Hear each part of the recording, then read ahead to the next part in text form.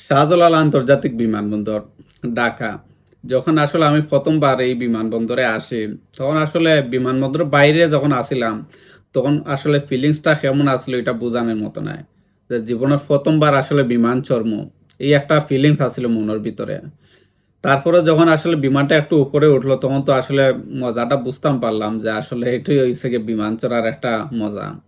কিন্তু যখন মাঝ আকাশে আসলে বিমানটা যায়, তখন আসলে মনটা এত খারাপ হয় যে আসলে ফ্যামিলির মানুষগুলারে ফালাইয়া আসলে দূর প্রবাসে যাইরাম। এখানে তো আসলে নিজের বলতে কেউই থাকতো না। বিদেশ যারা বসবাস করে আসলে তারা কেউই আসলে এত আপনও না। আপন ভাইও এত আপন অবস্থা থাকে না। কারণ বিদেশ সবসময় মানুষের নিজের ফিউচারও চিন্তা করে, ইভেন নিজের সেলফিশের মতো আসলে ব্যবহার করে।